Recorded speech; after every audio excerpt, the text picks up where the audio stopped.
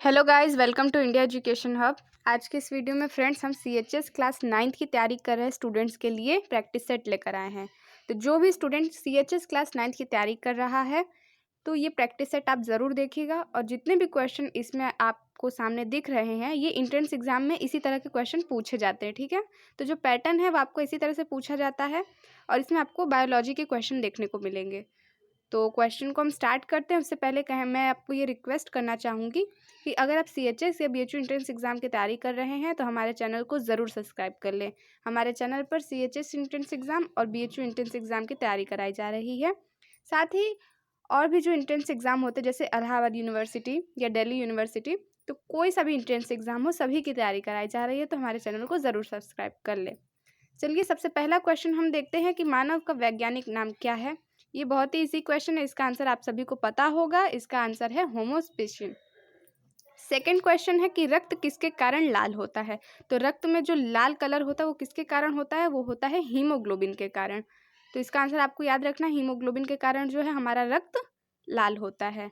रक्त की बात करें तो मानव शरीर के रक्त का पीएच मान कितना होता है, ये भी क्वेश्चन आपसे बन सकता है। तो मैं आपको बता दूं कि अगर पीएच मान पूछा जाए मानव रक्त का तो ये 7.4 होता है।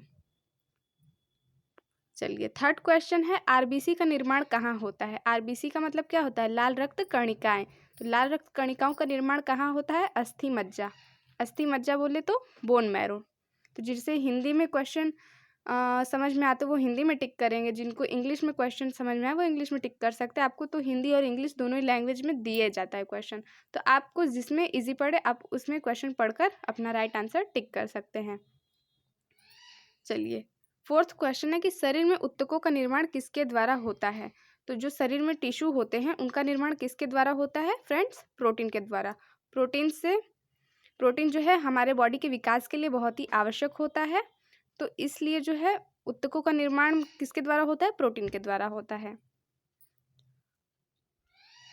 नेक्स्ट क्वेश्चन की ओर बढ़ते हैं, पित्त का निर्माण शरीर के किस अंग में होता है। ये क्वेश्चन बहुत ही ज़्यादा रिपीट हो चुका है और बहुत ज़्यादा पूछा जाता है कि पित्त का निर्माण शरीर के किस अंग में होता है।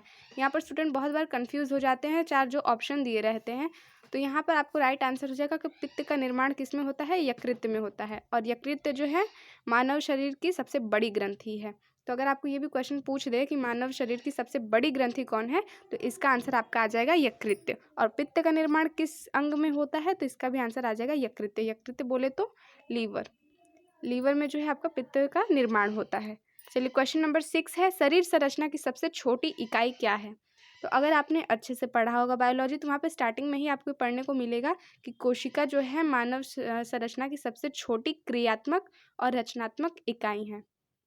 इसका राइट आंसर हो जाएगा आपका कोशिका, जिसे कि हम बोलते हैं सेल।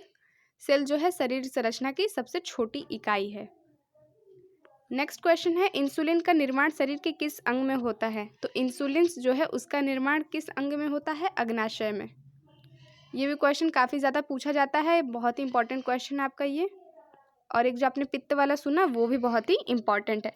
क्वेश्चन नंबर 8 है कि शरीर में मांसपेशियों की संख्या कितनी है। तो शरीर में जो आपकी मांसपेशियों, तो इसका जो आपका राइट आंसर आ जाएगा क्वेश्चन नंबर 8 का 639। शरीर में मांसपेशियों की संख्या कितनी है, 639। 9 क्वेश्चन है कि जल में घुलनशील विटामिन है। तो जो आपके विटामिन होते हैं, vitamin A, B, C, D, काफ़ी सारे विटामिन हैं। तो यहाँ पर पूछा गया कि जल में घुलनशील विटामिन है विटामिन बी और सी। और अगर आपको पूछा जाए कि वसा में घुलनशील विटामिन कौन से हैं, तो उसमें आप ए लिख सकते, मतलब ए होता है आपका और डी होता है, इस तरह के विटामिन होते हैं, ठीक है। तो ये आपको याद रखना है, जिस तरह से आपको ऑप्शन दिए जाएंगे उस पर आपको टिक करना है। क्वेश्चन नंबर 10 है कि रक्त में ग्लूकोज की मात्रा को कौन संतुलित बनाए रखता है। ठीक है, रक्त में ग्लूकोज की मात्रा को कौन संतुलित बनाए रखता है, तो ये यकृत कार्य करता है। वो जो है ग्लूकोज को ग्लाइकोजन में जो है कन्वर्ट कर देता है, तो रक्त में ग्लूकोज की मात्रा को संतुलित बनाए रखने का काम यकृत करता है।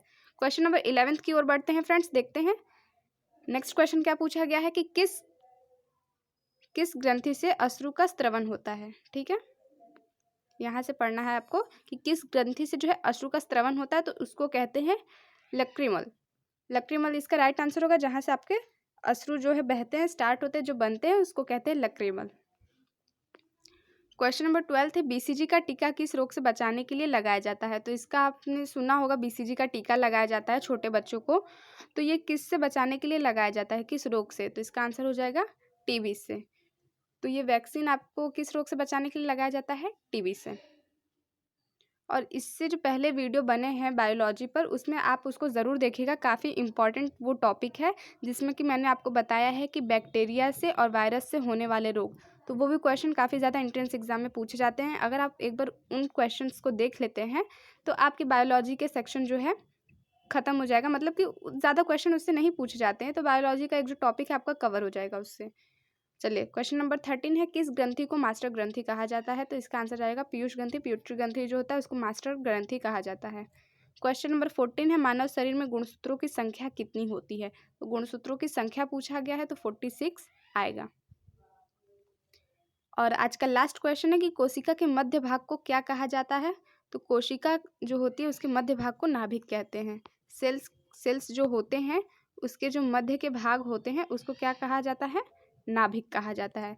तो फ्रेंड्स, अगर आपको ये वीडियो अच्छा लगे तो इसे लाइक कर दीजिएगा और इसे दोस्तों के साथ शेयर करना बिल्कुल मत भूलिएगा।